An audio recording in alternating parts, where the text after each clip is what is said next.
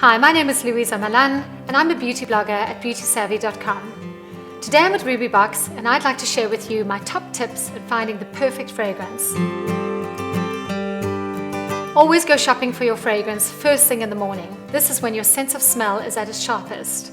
And try and avoid using a scented shower gel or a scented soap before you go, as this definitely interferes with the fragrance once you've put it on. Take along your old favorite fragrance bottle with you, as this helps the beauty advisor find something similar to what you were previously wearing. And if you don't have that, don't worry.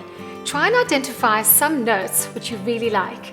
And by notes I mean individual smells within a fragrance. You might like the smell of roses because you've got a rose garden at home. Or you might like the smell of vanilla because your mom used to do a lot of baking when you were a child. Alternatively, you grew up eating curry and burning incense, in which case you probably like some spicy scents. Either way, try and find some notes that eventually bring you down to one of these 5 fragrance categories.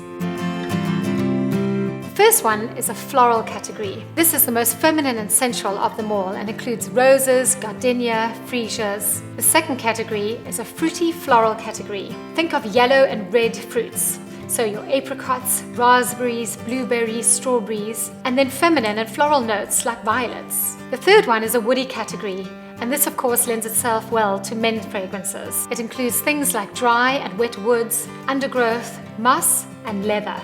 The fourth category is a spicy one. This includes most of your oriental fragrances and will include scents like cinnamon, cardamom, nutmeg, tea, pepper, vanilla, and chocolate. And the last one is your fresh category. So think of things like freshly cut grass, your citrus fruits, and freshly cut flowers like lily of the valley. So once you've identified one of these 5 categories, it's quite easy to narrow down some fragrances that you should try. I do recommend trying them first on a blotter. So those are those little pieces of paper that you get in the store, but never base your final decision on a fragrance that you smelt on a blotter. Once you've narrowed it down to 2 or 3 fragrances that you think you might like, apply them to a heat-sensitive spot, such as your wrists or maybe just above your elbow. And once you've done that, walk away. Spend 10 to 15 minutes browsing in the store, walking around, but allow the fragrance to settle. Any good quality fragrance will be multifaceted, and it needs time to open and develop. We talk about an olfactory pyramid.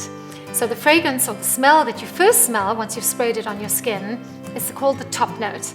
And this is definitely not what you're going to be smelling for the rest of the day. Once it's had time to settle, it'll open the heart note. And we often find the highest concentration of the ingredients in this section. And finally, right at the end, it'll settle on the base note.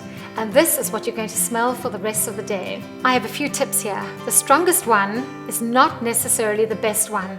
In fact, more than likely, it's probably a little overpowering for you. Always remember that a fragrance should never lead, it should trail. It's when you leave the room that someone should go, "Oh, what was she wearing?" Then you know you've got it right. So I hope that's been helpful, and good luck with finding the perfect fragrance for yourself.